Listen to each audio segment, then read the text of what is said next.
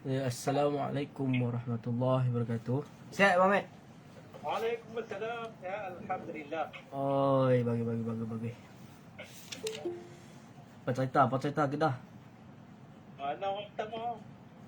Ha. Raja rot kita, raja Saya rot. semangat main kelas. Alhamdulillah. Okey, Assalamualaikum warahmatullahi wabarakatuh. Alhamdulillahirabbil alamin. Wassalatu wassalamu ala asyrafil anbiya'i wal mursalin wa ala alihi wa sahbihi ajma'in. Allahumma la ilma lana illa ma 'allamtana fa'allimna ma yanfa'una wanfa'na bima 'allamtana warzuqna 'ilman wa 'amalan mutaqabbala wa radallahu 'anna walidina wa masyayikhina wa mu'allimina wa an awliya'i ajma'in. Amma ba'd. Alhamdulillah. Bersyukur kepada Allah SWT dapat kita meneruskan pengajian kitab Umul Barahin. Ni malam ni kalut sikit sebab kita pukul 8 tadi kelas falsafah. Sebenarnya kelas falsafah ni Dah tentulah bagi saya. kelas falsafah ni kita Potong JDT pula. terbaik.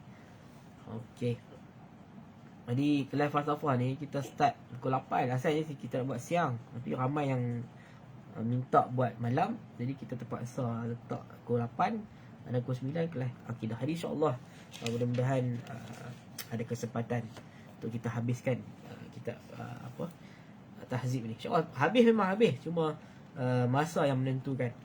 Okey, jadi kita sambung dalam bab seterusnya. Kita dah habis bab tentang sifat harus bagi Allah SWT, sifat mustahil.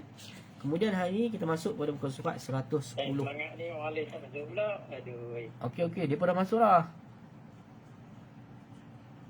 Okey. Muka surat 110. Okey. Jadi kita tunggu sekejap lah kawan-kawan kita.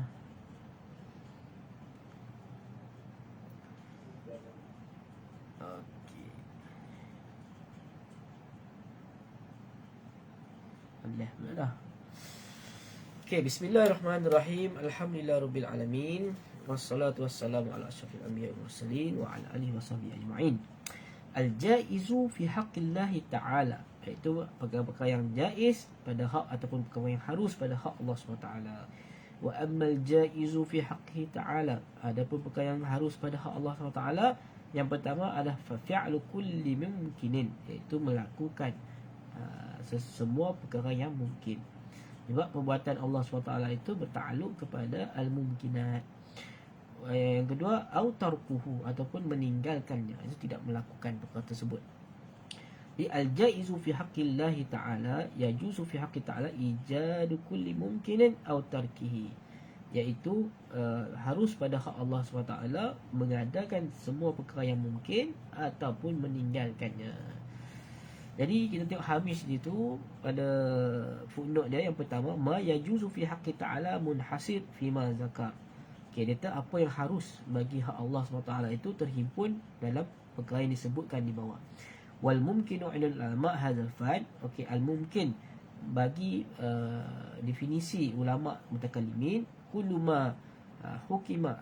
ma hakama aqlu bi istiwa'i wujudi wa adamihi wa yusamma jaizan. Itu setiap yang akan menghukum bi istiwa'i, maksudnya berada pada pertengahan di antara wujud dan juga adam, maka dinamakan sebagai jaiz, harus.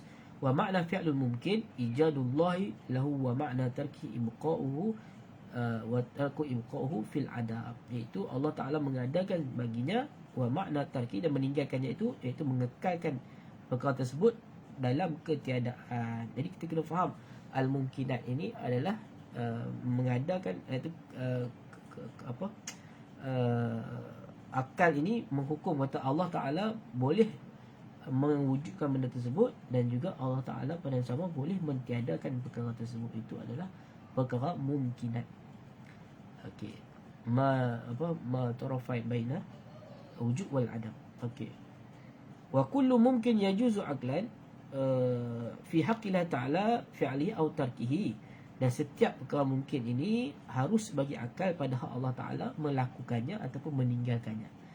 La yajibu alaihi aqlan, tidak mewajibkan ke atasnya, akal tidak mewajibkan ke atasnya fi'lu syai'in minhu, melakukan perkara tersebut. Wala yastahilu alai aqlan tarku syai'in minhu, dan juga tidak mustahil pada akal Allah meninggalkan perkara tersebut. Bal yaf'alu minhu ma syaa, iaitu bahkan Allah SWT itu melakukan apa yang dia kehendaki. Wa yatruku ma yasha, iaitu meninggalkan apa yang dikehendaki. Fa ma syaa kan wa ma lam yasha lam yakun. Ini ayat yang selalu digunakan. Setiap apa yang dikehendakkan oleh Allah SWT berlaku. Maksudnya telah berlaku lah. Maksudnya kita dah wujud. Itu qad kan. And Masya Allah kan, wa man lam yasha, sesuatu yang tidak dikehendaki oleh Allah maka tidak berlaku. Wa yusamma kullu fi'lin min al-af'ali ta'ala sya'nan lahu, dan dinamakan setiap perbuatan daripada perbuatan Allah SWT ini sya'nan lahu, ada kehendak ataupun ada tujuan, ada dia punya keadaan dia. Kullu yaumin huwa fi sya'nin, itu setiap hari itu berada di dalam kehendak Allah SWT. Ay kulli waqtin wa ay rabb ta'ala fi sya'ni ay amnu yadhharu ala wifqil ma qadaru wa aradu wa qadaruhu wa araduhu fil azal min ijadi wal i'dami wal i'zazi wal izlali wal ighna'i wal ifqari wal i'ta'i as-sa'il wa ijabati ad-da'i wa ghayr dhalika min al-syu'i jalla wa ala.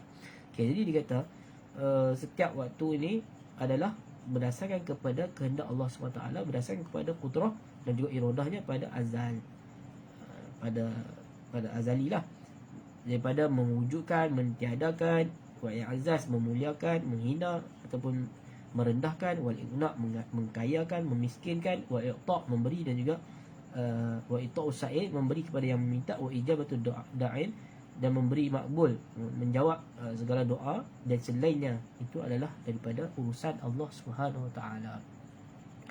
Okey, okey, itu perkara yang jaizat dan ataupun mungkinat pada hak Allah SWT.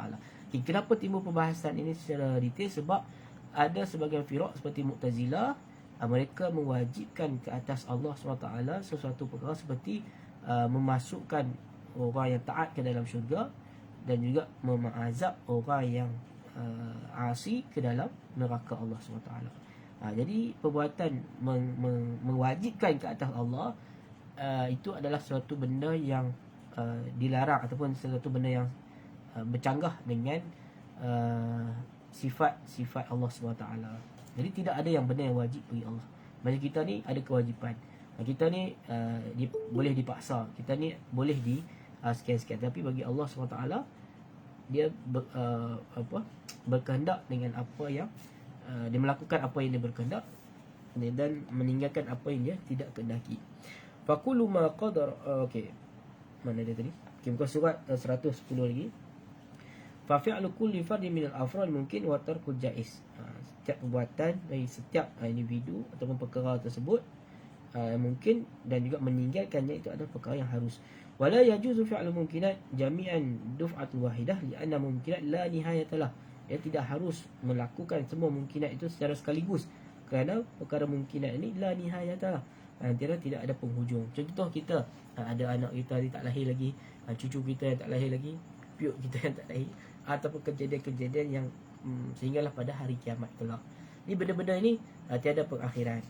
Faqulu ma qadara al-aqlu jawazihi fahuwa mumkinun wa fi'luhu duf'atu wahidah yu'addi ila faraq ma la nihayata lahu hazamuha. Itu setiap perkara yang mampu difikirkan oleh akal tentang keharusan benda tersebut, dia adalah perkara yang mungkin, dan juga melakukan perbuatan secara sekaligus itu membawa kepada al-faraq, kosong, ma la nihayata lah, yang mana tidak ada penghujung. Ini adalah sebahagian daripada perkara yang mustahil. Dan sebab ada benda yang Allah Ta'ala dah iradah, dan juga Allah Ta'ala dah apa panggil, dah tetapkan pada azali, pada Lauhul Mahfuz contohnya, benda tersebut belum berlaku lagi, maka benda itu akan berlaku, bukan dengan secara sekaligus. Okay, mulahazah dakhala fi jaiz bi'satu rusul. Okay, antara yang termasuk di dalam perkara yang harus ini adalah perutusan para rasul. Jadi sebahagian firaq mereka mewajibkan pengutusan rasul ini. Jadi bila mewajibkan, ini adalah satu perkara yang mustahil pada hak Allah SWT. Ataupun kalau kita mewajibkan sesuatu pada Allah, maka ini bermaksud Allah tidak kuasa ataupun tidak bersifat berkehendak. Jadi sebab itu dipemasukkan biar satu rasul itu juga sebagai satu perkara yang jaiz. Sebab Allah kata ada kaum yang kami wa ma kunna nu'azibuna hatta nab'atha rasula. Tidaklah kami mengazab sesuatu kaum sehinggalah kami mengutuskan kepada mereka rasul. Jadi ada kaum yang tidak Allah Ta'ala utuskan mereka nabi. Jadi Allah tak azablah mereka. Itu adalah hak Allah Subhanahu Taala. Tapi sebahagian Mu'tazilah mereka mewajibkan pengutusan para nabi pada setiap umat. Sebab dia nampak di situ wajib. Sebab tidak orang nak kenal Allah SWT je lah. Jadi syariat Allah sampai nak praktis benda tersebut. Jadi membawa kepada kewajipan mengutuskan rasul. Falaisat biwajibatin kama qala Mu'tazilah. Okey, bukan satu yang wajib seperti mana yang dikata oleh Mu'tazilah. Wala mustahilah kama qala al-barahimah was-samniyah. Dan juga tidak mustahil seperti mana kata-kata golongan barahimah was-samniyah. Ini antara ajaran-ajaran sesat termasuk batiniyah. Wala mukhtasabah kama qala falasifah, dan bukan secara diusahakan seperti mana kata ahli falsafah. Wala zatiyat kama qala al-karamiyah wal barahimah wal falasifah dallu wal mu'tazilah wal karamiyah mubtadi'ah. Barahimah dan ahli falsafah ni sesat, manakala mu'tazilah dan karamiyah ni adalah termasuk dalam golongan yang mubtadi'. Wal madha ahli sunnah wal ahli sunnah anna an-nubuwata wa risalata fadlun min Allah Ta'ala. Jadi kenabian dan juga pengutusan rasul ini adalah satu nikmat ataupun kelebihan yang Allah Ta'ala kurniakan kepada sesuatu kaum. Jadi Nabi Muhammad itu adalah nikmat bagi kita.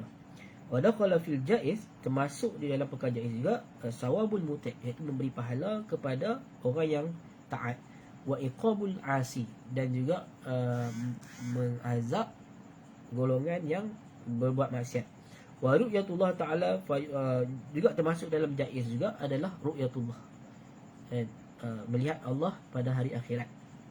Fa yarahu mu'minun munazzihan 'anil jihah, yang mana orang mukmin ni akan lihat Allah SWT tetapi dalam keadaan suci daripada jihah, arah, muqabalah, muqabalah secara berdepan, ghairul amam, tahayuz, okey, wal makan, bertempat, wa ghairu zalika minal umuril adiyah, dan sebagainya daripada perkara yang adil. Jadi sebab itu sebahagian golongan yang mengatakan bila berlaku ru'yah maka di situ ada Allah itu bertahayuz, mengambil ruang dalam mana-mana ruang sehinggalah boleh kita melihat Allah SWT. Okey, bukan seperti yang demikian. Itu bukanlah hujah. Sebab ru'yah ini la yalzimu minhu tahayyuzil makan, ataupun tahayyuzu bil jismaniyah. Jadi ru'yatullah ini bukan hujah menunjukkan Allah itu bertahayuz, mengambil ruang ataupun mengambil tempat. Jadi hujah tersebut tertolak. Ru'yah tahayuz itu benda yang berlainan.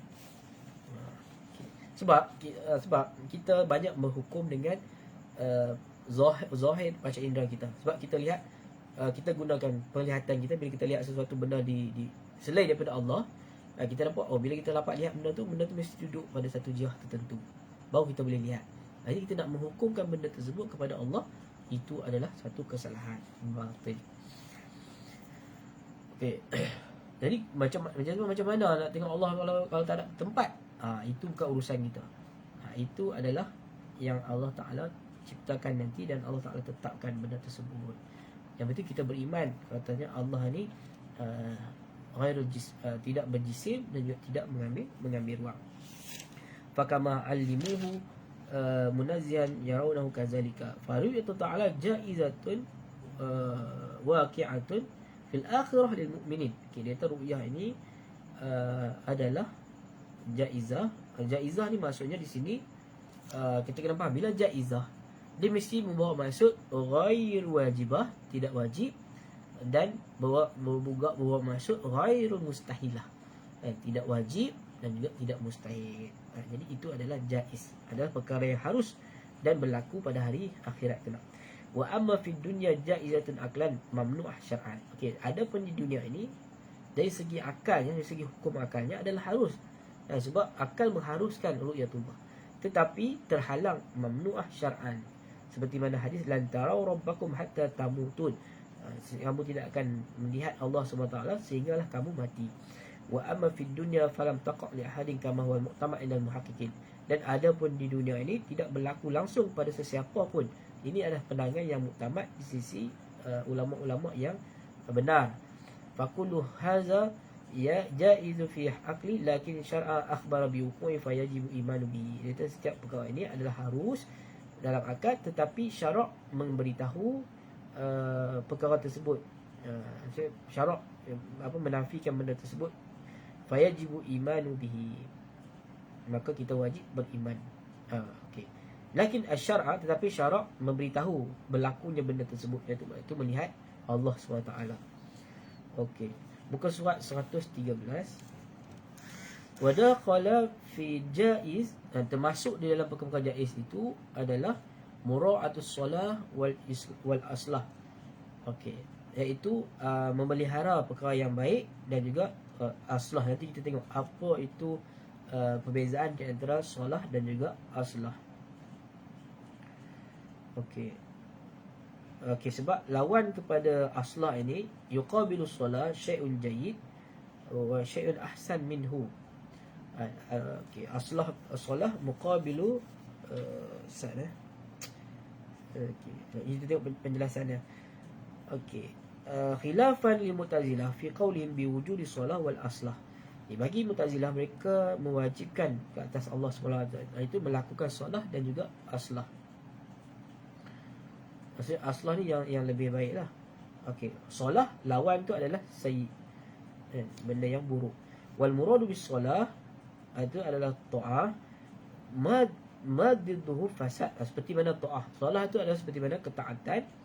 Madidduhu, apa yang lawannya adalah fasad, iaitu maksiat. Wal aslah madiddus solah, dan aslah ni apa yang lawan bagi solah tersebut, maksudnya yang lebih baik. Wa'lam anna al-ijada wal i'dama wa ghairuhuma mimma yajuzu fi haqqi ta'ala tusamma bi sifatil af'al. Kita ketahuilah mewujudkan dan meniadakan dan selain daripada keduanya itu adalah perkara yang harus pada Allah dinamakan sebagai sifatul af'al. Manakala kita tengok hamish di situ, sebahagian ataupun ulama Maturidi mereka mengatakan ini sifatul takwin. Jadi mereka menambah satu perbahasan ataupun satu pengkelasan bagi sifat Allah, iaitu sifatul takwin. Wahya ibaratun 'an ta'alluq tanjiziyah. Sebab itu kita kata khilaf di antara Asy'ari dengan Maturidi ni kebanyakan adalah khilaf lafzi saja. Di lafaz, segi istilah tersebut yang berbeza, tapi mazmun dia adalah benda yang sama. Jadi kita kata sifatul af'al, dia pun tidak, ini sifat takwin. Tapi benda itulah ta'alluq tanjiziyah, ay ta'alluq bil fi'li lil qudrah kal ijadi zaid bil fi'li wa idam al amr bil fi'li wa kulluha hadisatun li anna jaizatun wa kullu jaiz hadis. Okay, dia kata dinamakan sifat af'al ini iaitu berkaitan dengan ta'alluq tanjiziyah, iaitu ta'alluq yang bersifat pelaksanaan kepada mana-mana ta'alluq bil fi'li mengadakan. Bila qudrati bagi sifat qudrah kal ijadi zaid, seperti mengadakan individu yang bernama Zaid ataupun mentiadakan individu yang bernama Umar bil fi'li, secara realiti. Wa kulluha hadisatun, dan semua ini adalah perkara yang hadis, li anha jaizah, kerana dia adalah perkara yang baharu, perkara yang jaiz mungkin. Wa kullu jaiz, dan setiap perkara yang harus ini adalah hadis. Okey. Okey, fasifatul af'al hadisatun. Jadi sifat af'al ini dia adalah hadisah. Walaysa min sifatul qa'imah bi zatihi ta'ala. Dia bukan terdiri daripada kalangan sifat yang berdiri di atas zat Allah SWT. Hatta yalzima qiyamil hawadis bi zatihi. Sehinggalah melazimkan berdiri sifat itu qiyamul hawadis. Sifat yang kita kata sifat af'al tadi adalah termasuk daripada qiyamul hawadis bi zatihi, ke atas zat Allah SWT. Ini adalah mustahil. Jadi dia tak termasuk dalam sifat qa'imatun bi zatihi ta'ala, sifat yang berdiri di atas zat. Jadi kita masukkan dia dalam perbahasan ataupun dalam pengkelasan sifat hawadis, sebab dia adalah benda yang sentiasa berlaku. Wa innama adduha minas sifatillah. Tapi kita masukkan dia dalam sifat Allah. Li'anna sadirah. Sebab apa kita masukkan sifat takwin ataupun sifat af'al ini dalam sifat-sifat Allah? Sebab li'anna sadiratun 'alal qudrati. Kerana dia bersumberkan atau berpunca daripada kudrah Allah SWT. Fahiya asarun laha. Dan dia adalah kesan baginya. La anna qa'imatun bidzati ta'ala li'annaha jaizatun kama alimta. Fal jaizu la yaqumu bidzatihi ta'ala. Okey, sebab dia adalah kesan baginya, la anha, bukan kerana dia berdiri di atas zat Allah SWT, kerana dia adalah jaizah, adalah harus, kama seperti mana kita ketahui. Fal jaizu, perkara yang harus ini ataupun perkara yang mungkin ini, la yaqumu bidzatihi, yang tidak berdiri di atas zat Allah SWT. Jadi kita tahu kenapa di situ ulama mengasingkan sifat af'al ini daripada sifat zatiyah.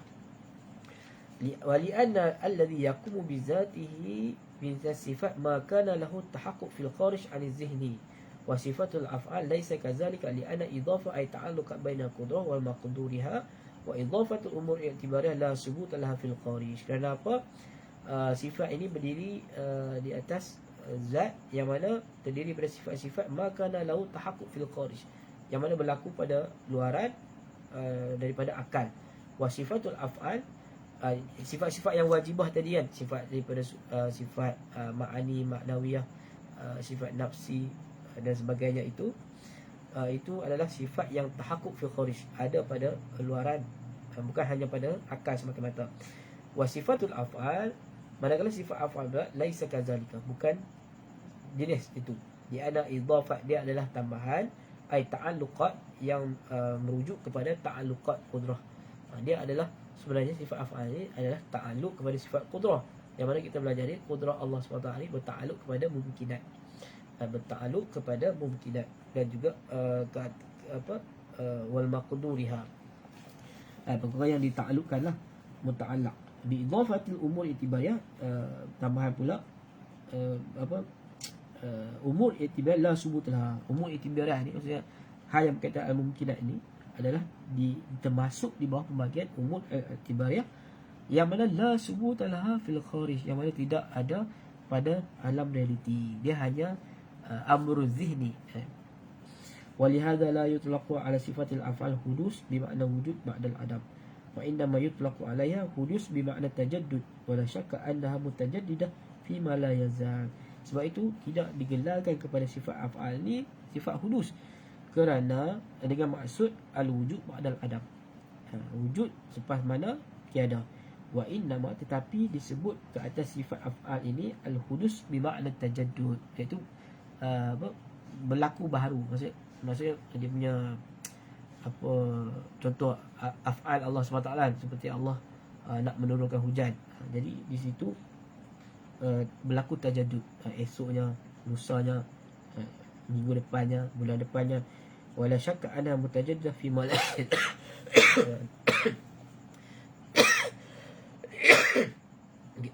tidak syak lagi, dia ni sentiasa berlaku baru lah, mutajaddidah. Okey. Ni panjang ni. Jadi sifat mumkinat ini ataupun sifat harus berkaitan dengan perkara yang mungkin berlaku. Tarafai bainal wujud wal adam. Okey, itu kita kena. Jadi sifat mungkin ni benda yang mudah lah untuk kita faham. Okey, boleh baca sendirilah penjelasan kalau lebih nak kepada penjelasan yang lebih mendalam. Okey, kemudian kita masuk pada muka surat Al-Barahin alal Aqaid. Okey, di sini barulah masuk bab dalil akli. Okay, yang depan tadi kita banyak bincang tentang definisi, kita banyak bincang tentang ta'alluqat, kita banyak bincang tentang fungsi fungsi sifat tersebut, wa ma haulaha, dan apa yang berkaitan dengan perbincangan tersebut. Kemudian barulah musannif atau penulis memasukkan satu bab khusus membincangkan tentang dalil akli semata-mata. Sebab apa? Sebab dalil akli ini dia adalah mimbabi al-yaqiniyat, mimbabi al-badihiyat, termasuk dalam bab memberi yakin, faedah yakin. Sebab akidah ini mesti terbina di atas adillah al-yaqiniyah, Jadi antara adillah al-yaqiniyah itu adalah dalil akli. Jadi bila sebut adillatul yaqiniyah, maka secara automatik kita faham dalil akli. Bila dalil akli, dan dia mesti ada muqaddimah ataupun dia terdiri daripada muqaddimatain, yang mana yalzimu minhu an-natijah, yang mana terhasil daripada dua muqaddimah tersebut adalah natijah. Okey. Jadi kita akan masuk dalam perbincangan yang agak rumit, tetapi benda ni mudah. Sebab dalil-dalil akli ni nanti saya akan jelaskan, dia ada 6 semua perkara, dan bukan semua 6 itu terlibat dalam bab al-yaqiniyat itu. Okay. Dalam bab al-yaqiniyat itu antaranya al-badihiyat, al-fitriyat, al-wijdaniyat, al-mahsusat, al-mutawattirat, dan juga al-fitriyat satu lagi. Jadi 6 ini, 6 perkara ini termasuk daruriyat satu lagi, termasuk dalam min babil al-yaqiniyat, iaitu apa faedah. Jadi mukadimah yang kita bina nanti mestilah bermula ataupun bersandarkan kepada al-yaqiniyat, al-yaqiniyat tadi, perkara yang memberi faedah yakin. Jadi sebab itu bila definisi mukalam bi adillati al-yaqiniyah itu, mereka bukan saja sebut. Jadi tersebut itu adalah merujuk kepada dalil yang diyakini. Jadi kenapa? Okey, di sini timbul persoalan. Adakah dalil nakli itu tidak yakin? Tak termasuk juga mimba bil yakiniyat, sebab dalil nakli itu termasuk di bawah mutawattirat, yang mana mutawattirat ini juga daripada salah satu daripada aspek 6 tadi, ataupun kita kata dalam aqaid nasafi disebut sebagai khabarus salih, khabar yang benar. Khabar yang benar ni di bawahnya itu ada wahyu, dan juga khabar-khabar yang diceritakan oleh manusia ataupun sejumlah manusia yang mana mustahil berlakunya pendustaan. Jadi sebab itu dalil Al-Quran juga terdapat dalil-dalil akli. Contoh laukana fihi ma alihatun illallah la fasadata, itu juga dalil akli, cuma disebut oleh Al-Quran. Jadi sebab itu sebahagian ulama mereka tidak membezakan di antara dalil nakli dan juga dalil akli. Bagi mereka di dalam dalil nakli itu ada dalil akli. Kemudian cuma sebahagian ulama memperluaskan dalil akli itu kepada dalil-dalil yang kaedah-kaedah lain yang disepakati, ataupun dalil-dalil yang bertepatan dengan kaedah-kaedah umum tadi. Ada ulama ataupun aliran seperti golongan ahlul hadis, mereka hanya mengatakan dalil akli ini boleh dipakai apabila disebut oleh Al-Quran. Jadi dia guna yang tu lah. Sebab itu ulama Hanabilah ataupun ahlul hadis, mereka tidak tolak dalil akli. Yang tolak dalil akli ini adalah Wahabi. Minta maaf, terlepas cakap. Itu sahaja. Ulama ahlul hadis mereka tidak tolak dalil akli. Ulama Hanabilah mereka tidak tolak dalil akli. Mereka menerima dalil akli tetapi tidak meluaskan penggunaannya, hanya sekadar apa yang ada. Contoh dalil akli itu qiyas aulawi, kemudian qiyas khulf, kemudian qiyas apa lagi dalil tamanu'. Itu adalah bentuk-bentuk dalil yang terdapat di dalam Al-Quran, dalil-dalil akli yang terdapat dalam Al-Quran. Jadi tidak ada isu yang mengatakan ulama Asy'ariyah dan juga Maturidiyah ini mereka-rekakan dalil. Tidak, mereka sebenarnya mengembangkan apa yang dibawa oleh Al-Quran ataupun apa yang diwahyukan oleh Allah SWT kepada Nabi Muhammad. Kemudian daripada ayat-ayat Al-Quran tersebut dikeluarkan qawaid akliyah yang bertepatan dengan kaedah-kaedah yang disebut dalam Al-Quran. Jadi Al-Quran ni dia tidak sebut secara direct, oh ini dalil akli, ini dalil akli, ni kaedah ni bertepatan. Kita lah, kerja kita lah begitu. Sebab itu ada juga hukum yang tidak disebut secara sarah, ada hukum yang disebut secara sarah. Begitu juga dalam bab illah dalam ahkam musyarah. Okey, ini perkara yang diketahui secara umum. Okey, seterusnya al-barahil al-aqliyah. Okey, muka surat 119.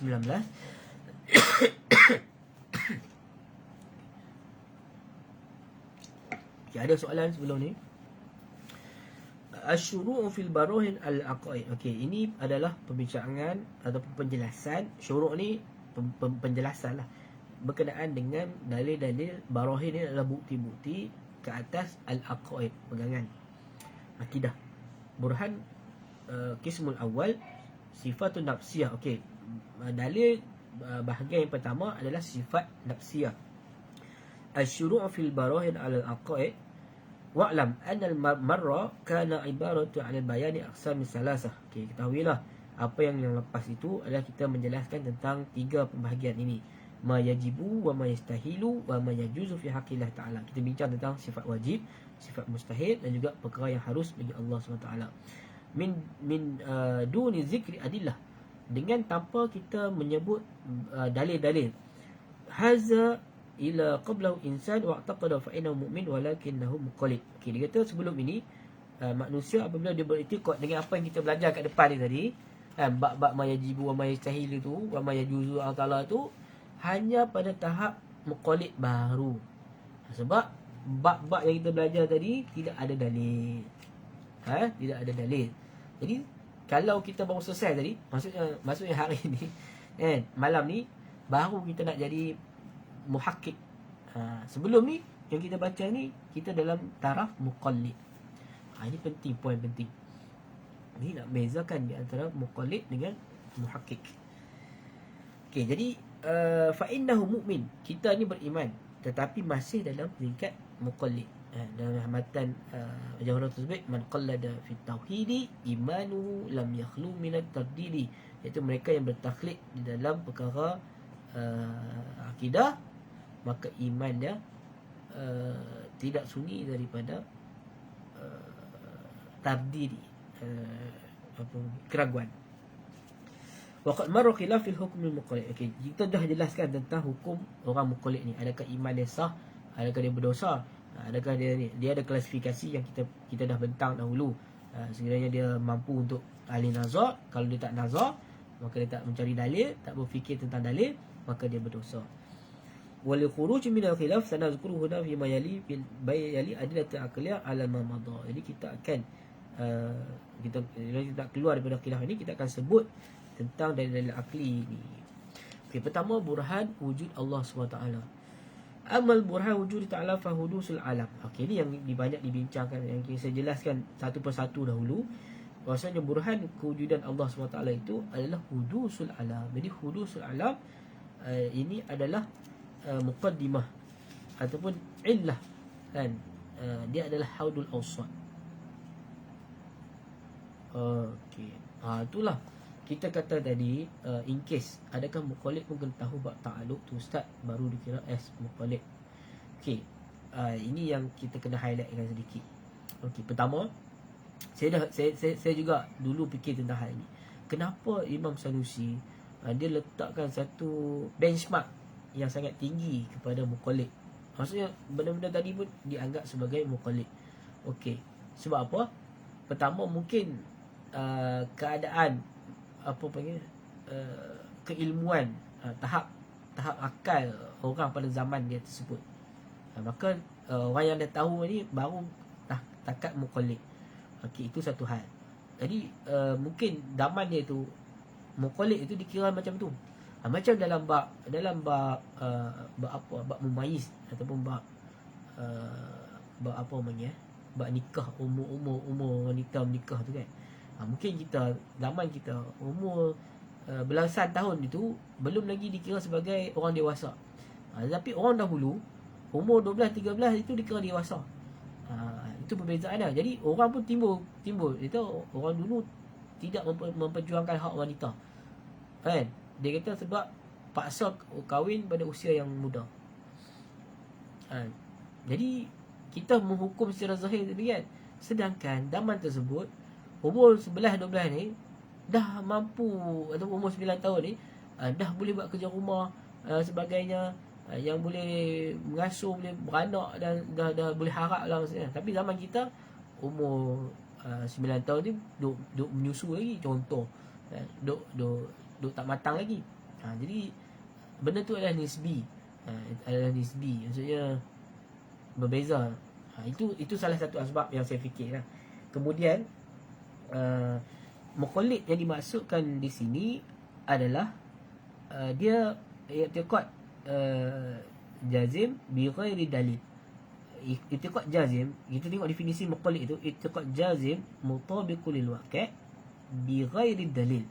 Dia beriktikad dengan sesuatu yang tepat pada realiti tetapi tidak berdasarkan kepada dalil. Okey, jadi pegangan dia tadi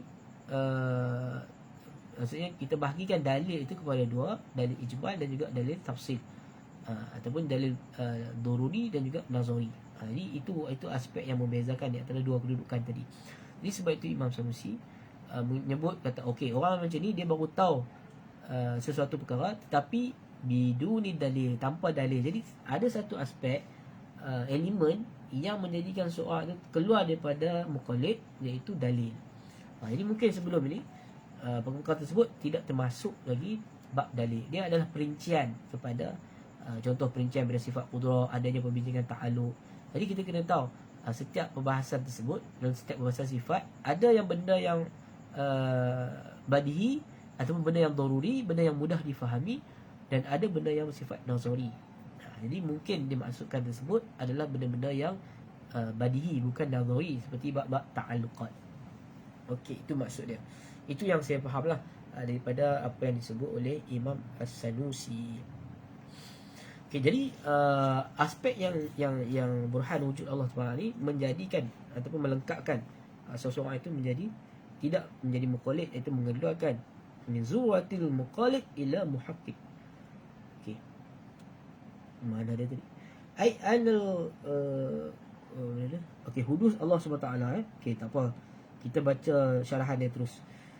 Okey, burhan wujud Allah SWT, bawah tu muka surat 120, burhan wujud Allah SWT wa hudusul alam.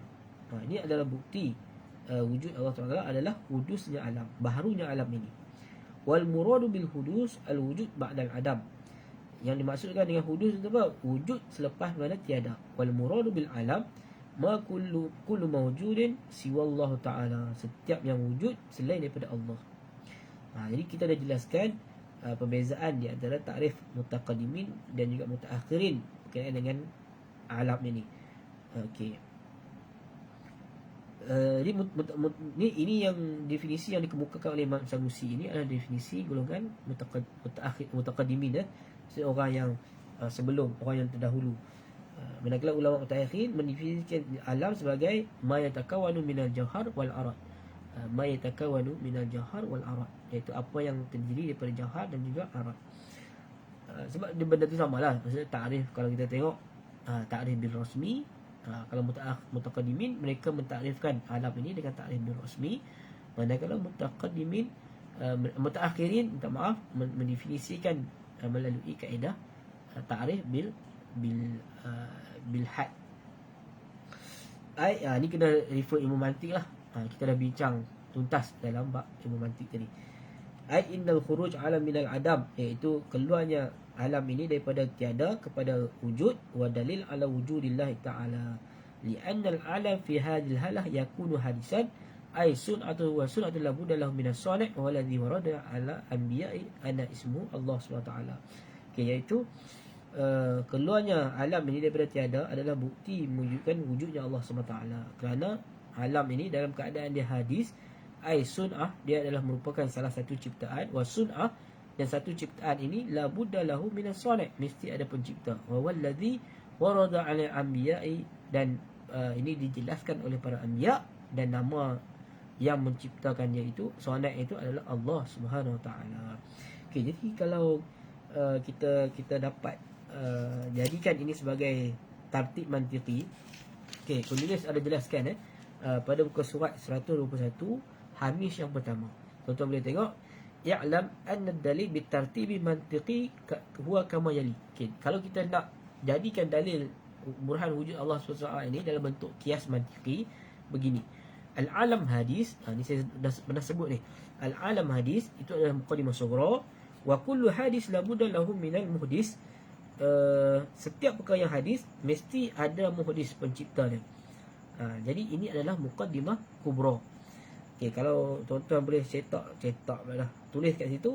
Okey, alam hadis itu muqaddimah surah, Wa kullu hadis la budda lahu minal muhdis, itu adalah muqaddimah kubra. Fal alam lahu mudis wallahu wajibul wujud. Maka al alam lahu mudis, wa huwa tu tambahan saja. Alam mesti ada pencipta ataupun muhdis.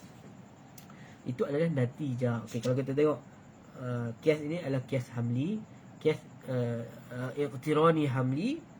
Kemudian hadul awsat dia itu adalah hadis. Kemudian hadul asqar ada alam. Manakala hadul akbar dia adalah la budda lahu minal muhdis. Maka natijahnya adalah al alam lahu muhdis. Sebab kita hazafkan hadul awsat, kita ambil hadul asqar dengan hadul akbar, jadikan dia sebagai natijah. Ini adalah kias kias iqtirani hamli, syakul awal, darbul awal. Itu perincian. Okey. Okey, ada penjelasan lagi. Bawah dia, wa'lam anna al-muqaddimatu ula wa hiya qawluna alam hadis nazariyah laysa badiyah ay tahtaju ila iqamati buhan 'alayha. Okey, dia ketahuilah muqaddimah yang pertama tadi adalah alam hadis itu adalah nazari. Nazari yahtaj ila tafkir, dia bukan badihi, yang mana la yahtaj ila tafkir. Ay tahtaju ila iqamati buhan. Jadi bila kita buat satu muqaddimah yang nazari, maka kita kena dirikan dalil. Kalau kita buat muqaddimah yang badihi, maka kita hanya berikan tambih. Ini benda ni susah lah sikit. Tapi lama-lama insya-Allah kita rajin main dan kita selalu dengar, kita akan faham benda ni. Jadi dalam disiplin membina kias, mestilah muqaddimah tersebut adalah muqaddimah yang daruri ataupun badihi. Maksudnya la yahtaj ila tafkir. Jadi kalau macam tu alam mutaghayyir itu dia adalah nazari, sebab kita perlu buktikan kenapa mutaghayyir itu menjadi sebab ataupun kita sebut dalam kita punya muqaddimah sughra tadi, orang tak faham alam itu baharu ataupun alam itu berubah. Okey. Kemudian alam itu baharu. Baharu ni adalah perkataan yang rumit. Jadi kita kata okey, kita kata wal muqaddimah saja wa darurah wujudul muhzil lil hadis, iaitu darurahnya wujudnya muhdis lil hadis, wujudnya pengwujud atau pengada bagi benda yang baharu. Taqtadu minal badah wa yumkin. Tetapi muqaddimah kedua tu barulah kita buktikan dengan muqaddimah yang badihi. Sebab apa?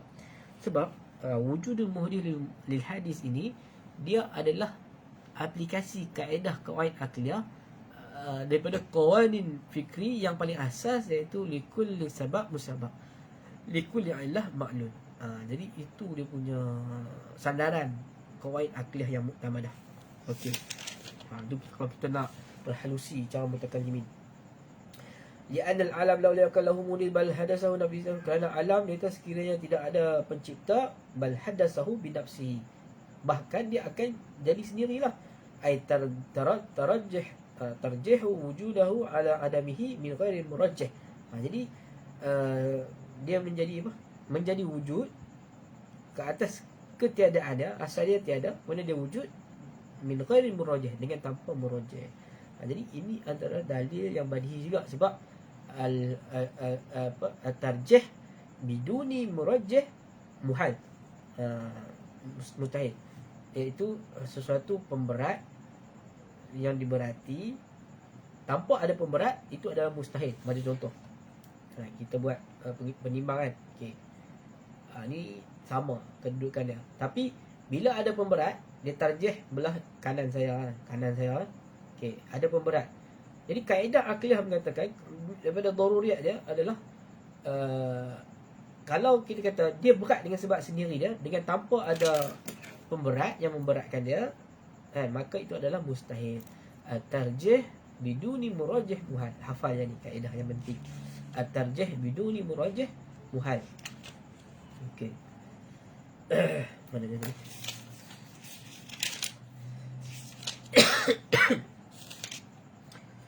Lazima an yakuna ahad amrayn mutasawiyain.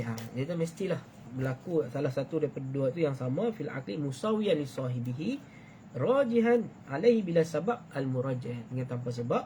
Wa hadza muhal li anna jam'u baina qad naqidaini, kerana di situ berlakunya dua benda yang bertentangan. Okey. Jadi jelas tak kat situ? Ada soalan tak? Jadi saya ingat saya berhenti setakat tu dulu sebab perbincangan agak memberatkan. Kalau boleh tuan-tuan dan perempuan balik baca pula, tengok betul-betul, keluarkan mana mukadimah, mana mukadimah sughra, mana kubra, mana natijah, dan tunjukkan kepada saya. Jadi kita tengok boleh faham ke tak faham. Jadi dalam kitab ni dia tak jelaskanlah, dia ada kitab asas. Dia tak sebutlah mana mukadimah sughra, mana mukadimah kubra, tetapi muallif dia Dr. Umar Kamil tunjukkan mukadimah kubra, mana mukadimah sughra. Jadi sebab itu dalam kita membaca kitab Mutakalimmin ini atau kitab Ilmu Kalam, hudurul qiyas, iaitu kita istihdar qiyas ataupun istihdar muqaddimatain ini dan natijah, itu adalah merupakan satu kemahiran. Sebab itu dinamakan qiyas itu sinaatul qiyas, maksud dia kemahiran melakukan ataupun melaksanakan qiyas tersebut. Jadi kalau orang yang mahir tentang perkara ini, dia akan nampak, oh rupanya ini mukadimah sughra, ini kubra. Itu belum kita masuk dalam bab kias-kias yang kias syarti, kias istisnai, yang lebih memerlukan kepada proses ta'akul yang lebih dalam, yang lebih tinggi. Tapi cukup untuk sekadar kita asas ni, kita dapat mengetahui perkara yang asas tersebut dah cukup dah, kan? Untuk kita kenal pasti, oh ini adalah mukadimah sughra, ini adalah mukadimah kubra, dan ini adalah natijah. Wallahu ta'ala a'lam. Jadi ada soalan tak? Jadi kita sambung pada yang akan datang, iaitu berkenaan dengan mulahazah ni. Dia macam apa, rumusan daripada perbincangan kita tadi. Jadi tak ada soalan, kita berhenti setakat tu dulu. Assalamualaikum warahmatullahi wabarakatuh.